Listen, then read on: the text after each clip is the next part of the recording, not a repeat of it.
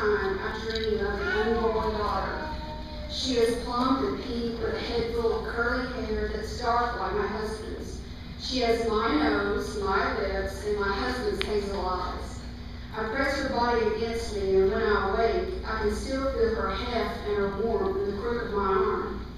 I relive the dream and dwell on fairy tales, particularly the one that begins with a queen sitting before a window embroidering a piece of cloth.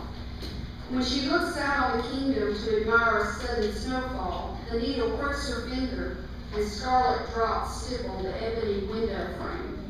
These commingling colors form the queen's wish for a daughter with skin as white as snow, hair as black as ebony, and lips as red as blood.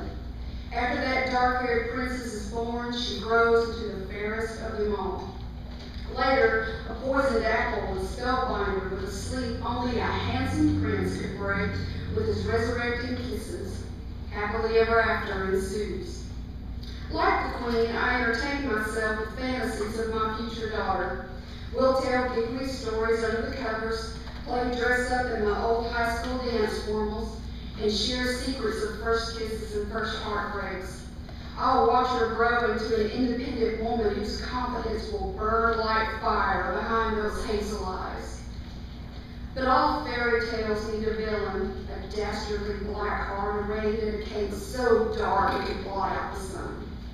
My villain wore a white doctor's coat.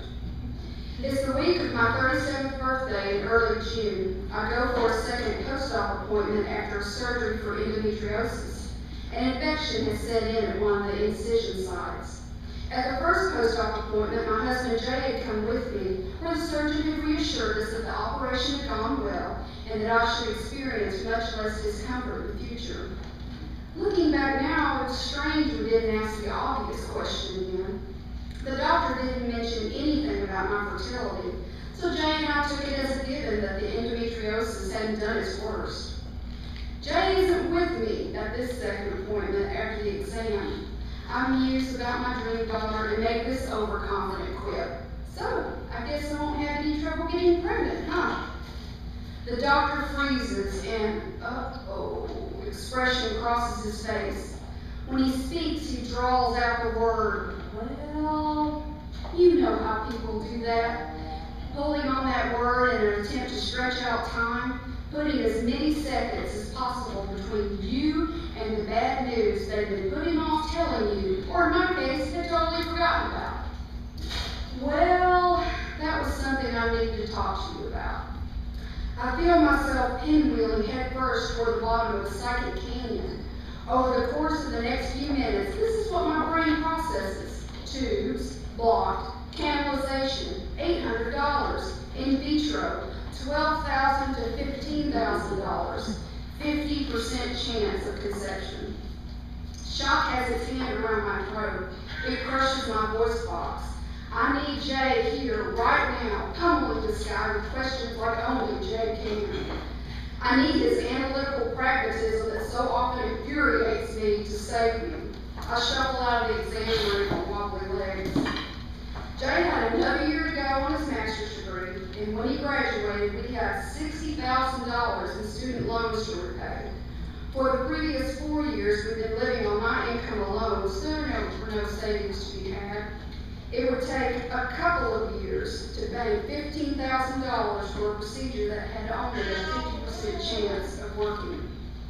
And in 3 days, I'd be 37. Time is running out on my body. The infection from the operation takes all summer to heal. Feverish and sore, I succumb to my grief, and it nearly rips Jay and me apart.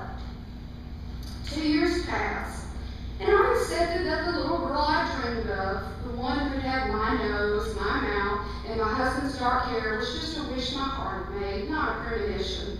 We're researching adoption. Until 2 pink lines pop on a random pregnancy test. After my first OB appointment, we are too giddy to realize that the doctor is couching some concerns about my ultrasound. The OB calls me at 4 o'clock on a Friday to tell me he thinks my pregnancy is unviable. What is an unviable pregnancy? I scream inside. Then I ask it out loud. Well, he began. No way, not again. Don't Don't you dare sugarcoat anything with me. I pummel him with questions. I hold on to each answer like I'm holding on to a knife blade. The pain is excruciating, but I refuse to let it enter and kill me. He says that the ultrasound found the amniotic and yolk sacs, but no embryo. We have to wait 4 days to do another test. Jay and I rush home after I get the news. I drive up just as he's unlocking the front door. He walks toward me and I look into my husband's face, so open, so loving, and so hurt. My selfishness stuns me. I realize that I've spent the last 2 years mourning my infertility and never offering to comfort Jay after my diagnosis. This was his dream baby too. I crush into his chest where my tears leave dark spots on his shirt. We'll try again, he whispers. His words are the resurrecting kisses of a prince waking his princess from bad dreams. Luckily, fairy tales always gives us happily ever afters. 7 very viable months later, and after 24 hours of labor and a C-section, Jay places a swaddled bundle in the crook of my arm. The baby is plump and pink with a head full of dark hair. We can't quite make out the eye color yet, but there's my nose and my mouth. When 2 dimples break the surface of those cheeks, we let out delighted whispers. My parents come in and my father falls in immediate love with a beautiful face and can't stop talking about it. That is a pretty baby. That is a beautiful baby. I look down at our baby, a boy, and I see the face I've once seen in a dream. All is good and right in the kingdom.